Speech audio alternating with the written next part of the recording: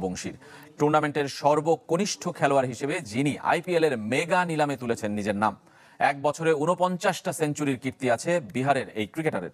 প্রথমবারের মতো আইপিএল খেলতে চাওয়া জেমস অ্যান্ডারসনের সাথে যার বয়সের পার্থক্য মাত্র ২৯ বছরের।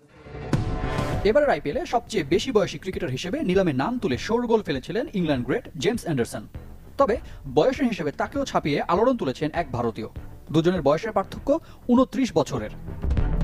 অ্যান্ডারসনের বয়স ৪২, আর যার কথা বলা হচ্ছে সে বৈভব সূর্যবংশীর মাত্র ১৩। অবিশ্বাস্য হলেও সত্য। এই বয়সে বৈভব সূর্যবংশীর কোথায় ক্রিকেট শেখার কথা ছিল, সেখানে তিনি মাতাচ্ছেন ২২ গজ। বিহারের বাচ্চা ছেলেটি রীতিমতো ইতিহাস গড়েছে। তাতেই নাম উঠেছে পৃথিবীর সব থেকে হাই প্রোফাইল টি-20 টুর্নামেন্ট আইপিএল এর মেগা নিলামে। কে বৈভব, কিভাবে তারকা বনে গেলেন?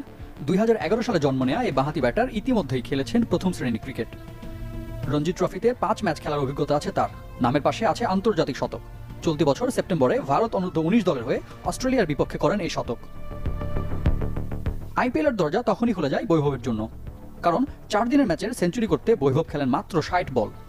সেই ইনিংসের আরও একটা স্বীকৃতিও সে পেয়েছে ইতিমধ্যেই।